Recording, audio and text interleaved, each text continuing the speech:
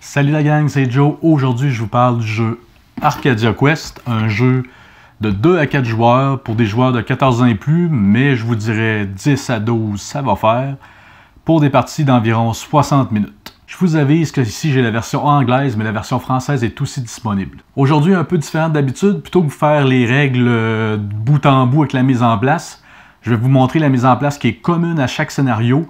Je vais ensuite vous montrer chacune des règles dans le détail, mais on ne fera pas le placement d'une mission complète, puisqu'elles sont toutes différentes.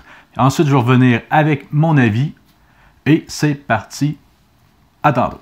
Salut la gang! Salut la gang! Salut la gang! Et bienvenue à l'école du jeu.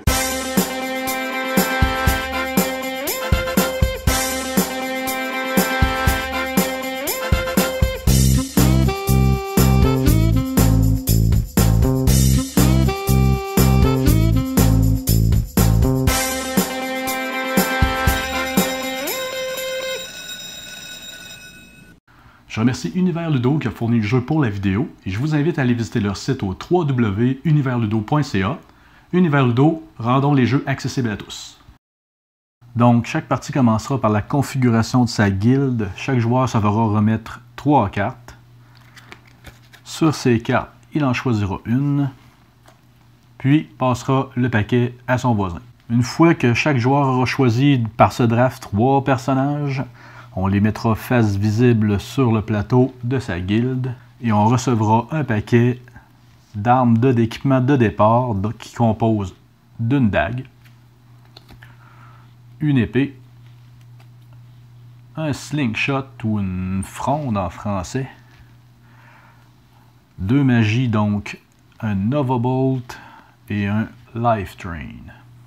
Chaque joueur pourra les disposer comme il veut sur ces 3 personnages. Donc, par exemple, ici, le slingshot, ici, la magie, et ici, les armes de mêlée.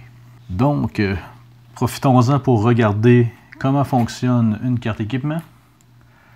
Ici, sur les armes, nous avons le type de dé que nous avons besoin de rouler pour obtenir une touche avec cette arme-là. Puis des pouvoirs ici si l'arme en confère.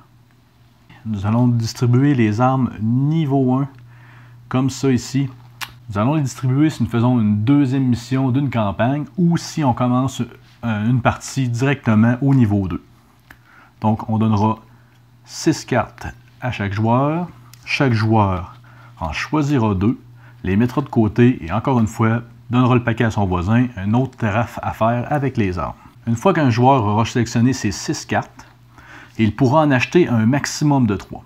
Si vous jouez une partie d'une campagne, vous allez devoir vous référer au prix en or ici en haut pour savoir lesquels vous allez pouvoir acheter. Parce que si vous n'avez pas ramassé suffisamment d'argent durant la mission précédente, vous allez pouvoir quand même en prendre 3, mais vos moyens seront réduits. Si par contre vous faites une partie où vous commencez directement au niveau 2, comme c'est le cas présentement, pour une partie rapide, bien à ce moment-là, vous avez le droit d'en choisir 3, peu importe le prix. Donc, disons que j'aurais choisi celle-ci, celle-là et celle-là, et voilà. La guilde est prête. Ensuite, je vais aller chercher dans la boîte les miniatures qui concordent avec celles que j'ai. Je vais tout leur mettre ici un petit sac en plastique de la couleur de ma guilde, afin de bien les identifier sur le plateau. Ensuite, on choisira dans le livre un scénario, on placera les éléments sur le plateau avec les tuiles, les ennemis de la mission qu'on a choisie. On placera aussi les missions. Ceux-là-ci, de tuer un joueur d'une guilde adverse, on prendra toutes celles des joueurs qui sont présents dans la partie. Ensuite, on prendra celles que le livre nous ajoute, comme ici, tuer le capitaine des orques.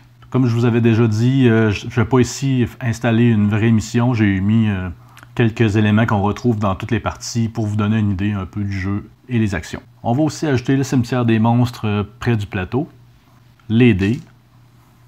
Si certains objectifs nous donnent des récompenses, on va les ajouter au plateau.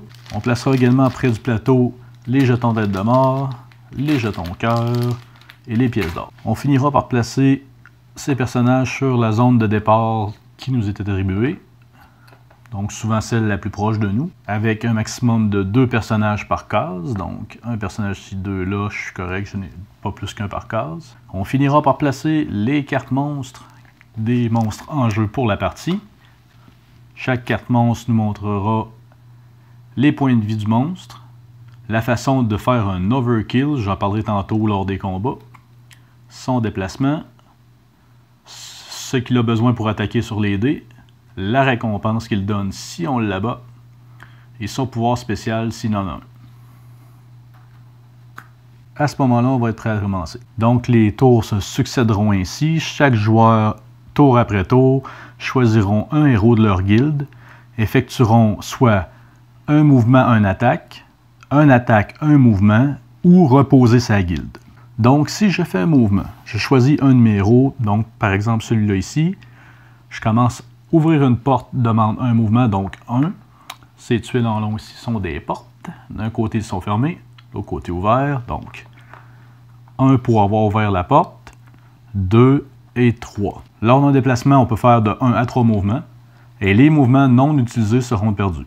Aussi, pour les déplacements, je peux faire 1. Il n'est pas permis de se déplacer en diagonale. Donc 2, 3, je pourrais aller ici. On ne peut pas passer au travers un mur, évidemment. Si on veut utiliser un téléporteur comme ça ici, on peut les utiliser de la façon suivante. Si on utilise un téléporteur bleu, on va atterrir sur un téléporteur bleu. Si on prend un rose, on va atterrir sur un rose. Donc, par exemple, je serais ici. Si je veux utiliser ce téléporteur-là, ça fait 1, 2 et 3 pour me déplacer jusqu'à l'autre case. Donc, tout à l'heure, nous avons vu qu'il ne peut pas y avoir plus que de 2 personnages par tuile, mais le scénario sera différent si les personnages sont alliés ou ennemis. Donc, je vous montre. Ici, je ne peux pas aller sur cette case, puisqu'il y a déjà 2 personnages. Je ne peux pas non plus la traverser, puisque les 2 personnages sont ennemis au mien. Par contre, ici, je ne peux pas arrêter mon mouvement sur cette case puisqu'il y a déjà 2 personnages, mais comme celui-ci m'appartient, je pourrais me déplacer comme ceci, 1, 2, 3. Donc maintenant pour l'attaque, si j'utilise une arme de mêlée, donc une arme qui demande des touches avec des épées, je dois être sur la case adjacente au monstre ou sur la même case que le monstre pour l'attaquer. Donc si j'utilise une arc à distance où j'ai besoin d'arc pour faire les touches, les arcs comme ceci, tantôt je vous parlais des épées, c'est ceux-là ici. Tout ce que j'ai besoin, c'est d'avoir une ligne de vue. Comment fonctionne la ligne de vue? C'est bien simple. Si j'ai un monstre devant moi et un allié, j'ai une ligne de vue jusqu'au bout.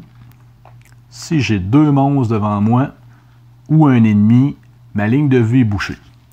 Donc, n'oubliez pas, si je parle d'un monstre ou d'un ennemi, je parle vraiment d'un monstre ou d'un joueur adverse.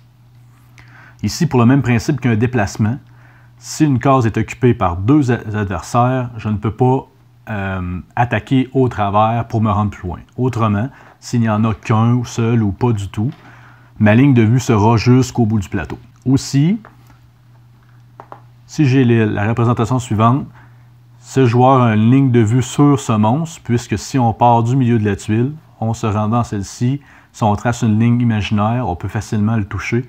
Donc ici, en diagonale, il est permis de tirer. Maintenant, comment effectuer un combat? Qu'on le fasse à distance ou en attaque de mêlée, le principe est le même. Nous allons prendre un jeton de notre guilde, le mettre sur l'arme qu'on veut utiliser. Donc, par exemple, si j'ai 3 épées, donc j'aurai le droit de prendre 3 dés, et chaque épée me conférera une touche. Donc, si j'étais chanceux, j'ai fait un épée, donc une touche, et 2 critiques, ce sont les signes ici. Donc, lorsque j'ai un critique, ça compte pour une touche. Donc, ici, j'ai 3. Je peux relancer les critiques. Donc, si ça ne me donne rien, j'ai une arc. Mais ici, j'ai un autre critique, donc je suis rendu à 4. Je le relance, une épée. Je suis rendu à 5. Tantôt, je vous ai parlé de l'overkill. Ici, on voit que l'énergie de l'orc est de 3. Son overkill de 5. Donc, j'ai fait le 5. L'orc va mourir, retourner au cimetière et ne pourra pas m'attaquer. Si, par exemple, j'aurais fait 4. À 4, je tue quand même l'orc, puisqu'il n'y a que 3 d'énergie, mais je ne fais pas l'overkill. Donc, avant de mourir, l'orc pourra m'attaquer. L'attaque de l'orque est ici. On voit il y a 3 épées. Donc, lancera un joueur adverse lancera pour moi 3 dés. Il a donc un épée, un critique. Ça fait 2, donc 2. Mon personnage ici a un dé de défense. J'ai rien, donc j'aurai 2 dommages. Je prends 2 marqueurs cœur que je mets sur mon personnage. Donc, de 5, j'ai descendu de 2. Pour la défense, c'est le même principe. On a des faces vides qui ne donnent rien. Des petits boucliers comme ça ici qui font un bloc. Et il y a également les critiques qui ont le même principe, qui donnent un bloc et qu'on a le droit de relancer le dé pour en avoir des supplémentaires. Donc, après une attaque, si un monstre n'est pas tué ou qu'il n'a pas subi un overkill, donc le chiffre de la tête de mort qui dit qu'on l'a plus que tué, le monstre a la possibilité de riposter. Donc, comme je vous ai montré, le monstre peut m'attaquer. Il y a d'autres règles selon la façon dont on a attaqué le monstre. Par exemple, disons qu'il y a un monstre ici, que la porte est ouverte. Si j'attaque... Non, lui peut pas, on va prendre celui-là. Si lui attaque à distance, lui ici va être déclenché. Si on attaque un monstre à distance et qu'un autre est prêt, c'est l'autre qui va nous attaquer. C'est un peu moins thématique, mais c'est ce que les règles nous demandent. Également, si on est entre 2 monstres comme ça ici, si on attaque en attaque de mêlée, par exemple celui-ci, celui-là fera rien, vu qu'on a déjà un monstre qui va nous riposter, qui a une chance de riposter, donc l'autre monstre ne nous attaquera pas. Donc, lorsqu'on tue un monstre, on l'enverra au cimetière. On aura la récompense que le monstre nous offre, ici une pièce d'or. Et aussi, si le monstre tué est rattaché à une des quêtes, on placera un jeton de la guilde sur la quête qu'on vient de compléter. Si on est le premier, comme c'est le cas ici, on ramassera une pièce d'or supplémentaire. Il y aura un peu le même principe si on tue un joueur d'une guilde adverse. Nous aurons une pièce d'or pour avoir tué le joueur de la guilde adverse. Et chaque guilde opposée à la guilde du défunt recevra également une pièce d'or. Aussi, en réalisant cette quête, on voit qu'il y a un item qui est rattaché. Donc, s'il y en reste, il y en a toujours plus qu'un par partie. Donc, s'il y en reste, je le prends et je l'ajoute à mon personnage. Au cours de la partie, lorsqu'on tuera plusieurs monstres, comme cela ici, par exemple, au 5e, avant de passer au prochain joueur, avant de jouer le tour du joueur suivant, nous allons prendre une paire de dés, les lancer, comme par exemple ici, épée, épée. Donc, je vais regarder sur le plateau si j'ai la même combinaison sur un des jetons comme ça de respawn. Désolé, je n'ai pas le terme français. Donc, j'ai ici arc, arc et critique arc. Donc, j'ai ni un ni l'autre. Ce monstre est seulement retiré de la partie. Ensuite, je continue pour le prochain. Ainsi de suite, jusqu'à temps que tous les monstres seraient passés. Si, par exemple, j'aurais arc, arc et que je l'aurais en une seconde fois, je pourrais placer un deuxième monstre. Si, par exemple, j'aurais encore la même paire avec 2 arcs dessus, celui-là serait retiré aussi de la partie puisqu'il n'y a pas de place pour le mettre. Là, imaginons ensuite que j'ai arc critique, donc je viendrai le placer ici, puisque l'autre tuile ici me le permet. Donc, vous allez remarquer, dans Arcade The Quest, on ramasse des pièces d'or un peu partout.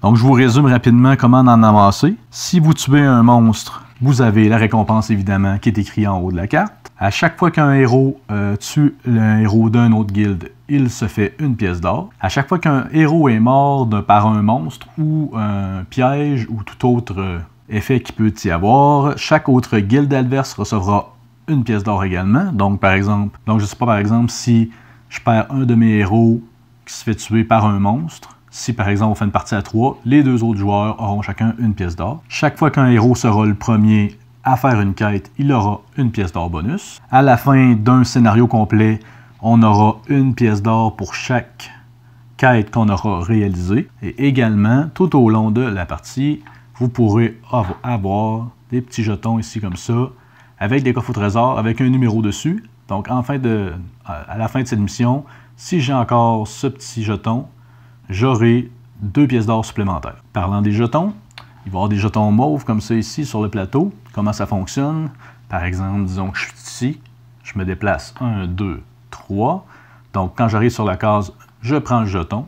Bon, ici l'exemple est mauvais, c'est un jeton pour réaliser une quête, mais ça aurait pu être une potion, des pièces d'or, et ainsi de suite. Je vous laisse vous référer au livre pour les jetons, il n'y en a pas beaucoup, ils sont simples à comprendre, donc je vous laisse le petit travail de les comprendre. Donc, tout au long de la partie, j'aurai des personnages qui vont mourir, donc on mettra un petit jeton de tête de mort sur sa carte de personnage.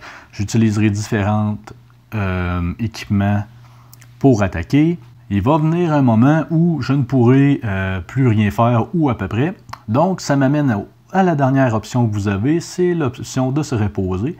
Donc, lorsqu'on se repose, on va réaliser les 3 étapes suivantes. L'ordre n'a pas vraiment d'importance. Je vais commencer par replacer mes héros décédés sur le plateau. On a 2 choix. On peut les remettre sur l'emplacement de départ, comme par exemple si ici les 2 cases étaient mon emplacement de départ, je peux le remettre sur une de ces 2 cases-là, ou d'une case adjacente à un de mes héros déjà présents sur le plateau. L'autre chose ensuite que je vais faire, ça va être d'enlever les jetons d'épuisement des équipements que j'ai sur mon plateau. Attention, je vais garder les têtes de mort pour garder le compte des morts, puis je vais aussi garder les points de vie déjà perdus, ils ne seront pas regagnés lors du repos. La dernière action que je vais pouvoir faire, ça va être d'échanger librement l'équipement de mes personnages. Je pourrais par exemple prendre le bouclier et le mettre à ce personnage-là, et ainsi de suite, changer les armes de place, les sorts magiques, comme j'ai le goût. Donc, on continuera comme ça ici jusqu'à temps qu'un joueur aura réussi 3 quêtes dans une partie de 3 ou 4 joueurs, ou 2 quêtes dans une partie à 2 joueurs, dont une des 2 doit être obligatoirement une quête de joueur contre joueur. Donc, si ici j'étais les bleus, j'aurais obligatoirement dû tuer un joueur vert et avoir réussi la quête principale. Pour la fin de partie, si on joue une partie rapide, on va compter les pièces d'or de chaque joueur, les petits coffres qui vont donner des pièces d'or supplémentaires. On va en déduire le nombre de têtes de mort et le joueur le plus riche sera le gagnant. On n'oubliera pas aussi de prendre une pièce d'or pour chaque quête résolue en fin de partie. On viendra donner 5 pièces d'or bonus au joueur qui aura terminé la dernière quête, qui aura mis fin à la partie. En mode campagne, ce sera différent. On viendra ici se référer au bloc-notes.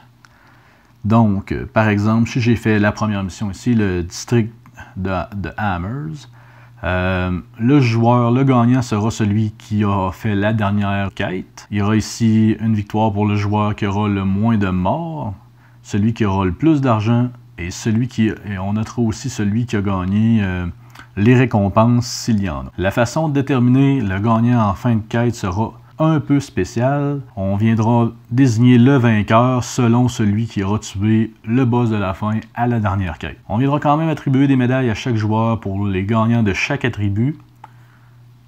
Et c'est comme ça qu'on terminera la partie. Donc, qu'est-ce que je pense de Arcadia Quest? Première chose, on va commencer par le matériel, parce que dans ce jeu-là, l'ambiance, pour beaucoup, ça compte beaucoup le matériel dans ce cas-ci. Premier détail du jeu, les miniatures. Ceux qui aiment ce genre de jeu-là, normalement, aiment les miniatures. Dans ce jeu-là, ils sont très belles, assez détaillées. Par exemple, il faut aimer le style animé japonais, manga chibi, le nom que vous voulez.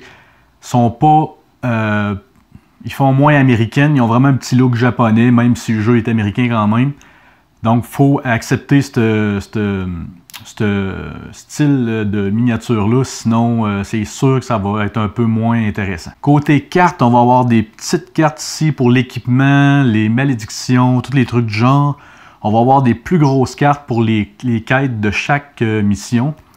Puis on va avoir des cartes plus standards, style Magic the Gathering pour les monstres, nos héros et ainsi de suite. On va avoir 9 tuiles recto verso, un peu à la Zombicide ou beaucoup d'autres jeux faits par Cool Mini or Not, qui représentent d'un côté un dessin, de l'autre un autre, parce qu'on va avoir des chemins, des murs, c'est du classique.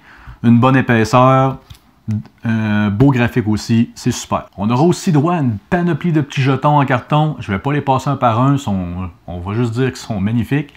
Vous en avez vu quelques-uns dans les règles, donc je vais vous laisser découvrir les autres. Des plateaux de jeu pour les joueurs en espèce de carton mince pour faire le tonnerre, que j'appelle style napperon.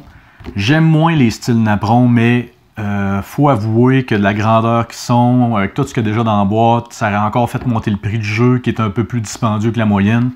Donc, ils sont quand même beaux, assez rigides, ça a du bon sens. Donc, on a aussi droit à un calepin qui nous permettra de noter les missions déjà terminées, le nom des joueurs, l'autre côté, les guildes des 4 joueurs, noter les cartes qu'on avait au moment qu'on arrêtait de jouer, parce que les 6 missions pour faire la campagne complète, on ne sera pas obligé de les faire tout d'un trait. Cette carte-là va nous aider à prendre des notes pour pouvoir la continuer plus tard. Pour finir, on aura le droit à 2 livrets de règles, donc un pour les règles en général, pour tout ce qui est commun à tout le jeu. Aussi, le livret des campagnes, des missions pour les campagnes. Donc, dans celui-ci, on va avoir chaque mise en place pour chaque scénario qu'on voudra faire. Je dis mission, scénario, c'est la même chose. Fait qu'on aura une petite carte comme ça, avec un petit dessin qui nous dit les tuiles ici en bas. Les sortes de monstres, tous les petits jetons qu'on aura besoin de faire la mise en place. C'est bien fait. Un petit côté pour l'histoire. Les objectifs ici, avec les cartes objectifs à sortir. Celle qui nous donne l'équipement spécial, tout est ici, c'est très bien fait, rien à dire. Il n'y a pas d'aide de jeu dans le jeu, mais il y a un résumé derrière le livret de règles de base. Malheureusement, il y a des trucs que j'aurais peut-être passé outre, comme le setup la mise en place de départ, qui consiste à choisir une guilde, choisir 3 héros, puis les 5 cartes de départ. Ça s'apprend facilement et rapidement. J'aurais plutôt mis, par exemple, les icônes des potions qu'on est toujours obligé d'aller voir dans le livre, qui est ni à la première, ni à la dernière page, qui est comme en plein milieu à peu près. Je m'en suis servi souvent. J'aurais préféré les avoir en fin. Sinon, des petites règles de temps en temps d'attaque qui auraient pu être comme ça ici, résumées derrière, plutôt que certaines autres. C'est pas mauvais, mais à mon goût à moi, il manquait un peu d'informations. Puis il y en avait de la superflu qui s'apprenait beaucoup mieux d'après moi que certaines autres. Donc, appréciation générale, j'aime pas tant les Dungeon Crawler. J'aimais plus Zombicide du fait justement que c'était simple, pas trop de prise de tête, une petite stratégie, ça avançait bien, c'était co-op, on avait du plaisir. J'ai essayé celui-là. On a un peu le même feeling, pas trop compliqué, un peu plus axé sur l'équipement que Zombicide. J'ai préféré ça. Les personnages sont cool, ils ont des belles habiletés qui permettent de faire un peu toutes sortes de choses, sont très différents les uns les autres. J'ai pas essayé les autres extensions, les Kickstarter exclusifs, toutes les autres affaires, mais ceux qui sont dans la boîte de base du premier jeu sont très intéressants puis bien diversifiés. Aussi, une partie se déroule assez rapidement. On dit 1 heure sur la boîte. J'ai joué des scénarios qui m'ont pris 1 heure un peu plus. On en a joué un qui a duré 1 demi-heure, très rapide. On a fait rapidement les objectifs. Des fois, ça va dépendre des joueurs, vu que les objectifs, c'est d'éliminer les autres joueurs, ben, on va comme des fois faire un objectif, puis au passage, réussir à se débarrasser d'un adversaire qui est proche. Fait que des fois, ça peut aller plus vite qu'1 heure. Comme des fois aussi, ça pourrait sûrement s'allonger plus qu'1 heure. Aussi, le mode campagne qui nous propose de faire 6 missions au total. Il y en a, si je ne me trompe pas, il y en a 1, 2, 3, 4, 5, 6, 7, 8, 9, 10. Il y en a 11 en tout, donc ce sera possible de faire plusieurs fois la campagne en prenant des chemins différents pour éviter de faire toujours exactement la même chose. C'est bien pensé, c'est le fun. Il y a juste la dernière qui sera obligatoirement toujours la même. Mais dans les 4 premières, vous allez en faire 3. Dans les 6 premières, vous allez en faire 3. Dans les 4 suivantes, vous allez en faire 2, plus la dernière obligatoire. Donc, vous allez toujours en faire 6 sur toutes celles qui sont disponibles. Je vous disais, c'est le fun, il y en a plusieurs, c'est diversifié, mais là où c'est un peu moins plaisant, à mon goût à moi, c'est que c'est un peu redondant. Le jeu, il y a de la tactique, mais ça reste un jeu de dés, un dice fest comme on dit. On lance des dés, on lance des dés, on lance des dés. Heureusement, il y a des phases entre chaque mission qui nous fait ramasser de l'équipement. Ça, c'est le fun. Tu prépares tes personnages pour la prochaine partie. C'est bien vu, c'est plaisant. Il y a 2 modes de jeu, comme je vous explique depuis tantôt. Il y a la mode campagne, où on va faire 6 missions, une derrière l'autre. On peut prendre des pauses, il y a des calepins pour noter ce qu'il faut entre les deux. Il y a aussi un mode pour faire une partie. Par exemple, vous allez à une soirée, vous allez initier de nouveaux joueurs. Vous ne voulez pas forcément le faire tout un scénario au complet. Vous dites, on va faire une partie, on va jouer un peu, juste pour avoir du plaisir. Il y a possibilité, dans le fond, on peut prendre n'importe quelle mission, puis la commencer au niveau qu'on veut. Parce qu'à chaque nouvelle mission, on va changer de niveau. Alors, si on choisit de prendre une mission et commencer au niveau 3, on choisira les monstres niveau 4, donc comme si on avait fait déjà 3 niveaux, que c'était le 4e. Les monstres niveau 4, on pourra prendre de l'équipement du niveau 1, 2 et 3. De cette façon-là, le jeu ne sera pas déséquilibré. Tout le monde va avoir déjà le bon niveau. Sur ce côté-là, c'était vraiment une bonne idée parce que ça nous permet de pas toujours recommencer du début avec les armes de base qui sont comme plus ordinaires, moins tactiques, qui ont moins de possibilités. Donc, très bonne idée d'avoir fait un petit mode comme ça où on peut lancer une partie rapide, embarquer dans la game, puis avoir du plaisir. Évidemment que la mise en place est très longue, très longue. Elle prend pas 1 heure, mais comparativement à tous les jeux que j'ai ici, la mise en place de ce jeu-là est particulièrement longue, un peu comme Zombicide, même principe. Mais quand on joue à un jeu comme ça, on s'en attend, c'est un peu le principe. Le principe, c'est pas que la mise en place soit longue, mais on s'attend à ce qu'il y ait une mise en place longue avec le matériel abondant qu'il y a dans la boîte.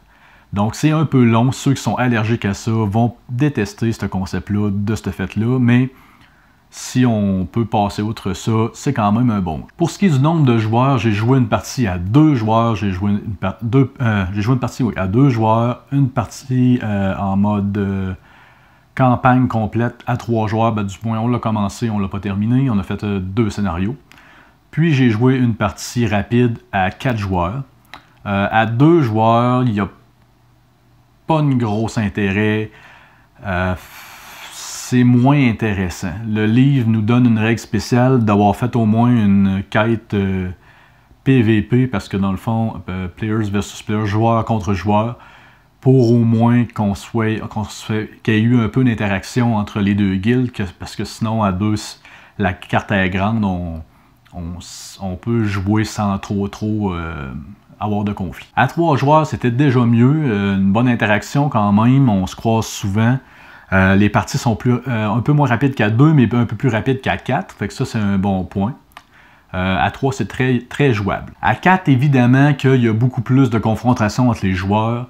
Le fun est là quand même. J'ai bien aimé aussi à 4. 3, 4, 2 bonnes configurations. Ni une ni l'autre a un avantage. Dépendant de vous, la partie se joue un peu plus rapidement à 3, mais il y a une petite affaire plus de confrontation à 4. Donc, les deux ont le pour et le contre. Fait que je ne pourrais pas vous dire si c'est un des deux qui est meilleur. Donc, Ark of the Quest, un jeu que j'ai quand même bien apprécié. On n'est pas dans le co-op, on n'est pas dans le pur dungeon crawler. On n'est pas dans un jeu trop simple. Oui, on dépend de la chance, mais il y a beaucoup de lancers de dés d'une partie, donc la chance a tendance à s'aplanir un peu. J'ai gagné haut la main la première partie quand on a joué en mode campagne, tandis que la deuxième, j'ai perdu lamentablement. Donc, c'est pas le fait que j'étais gagnant et que j'avais plus d'argent pour m'acheter du meilleur équipement qui a fait que j'ai gagné forcément la deuxième. Là-dessus, c'est super. Quand même, bien équilibré, malgré qu'on est beaucoup victime des dés. Mais quand même, l'équipement vient un pallier à ça. On va avoir le droit de relancer des dés, d'en avoir plus à lancer d'un coup. Fait que pour ça, c'est bien fait. Donc, un jeu pour ceux qui ne veulent pas des gros dungeon crawlers compliqués avec des dés, des statistiques, puis toutes sortes de choses, puis qui cherchent un peu de confrontation. Donc, en attendant la prochaine vidéo, je vous invite à mettre un pouce bleu, à partager ou d'aller sur notre site www.passionboardgame.com. À la prochaine!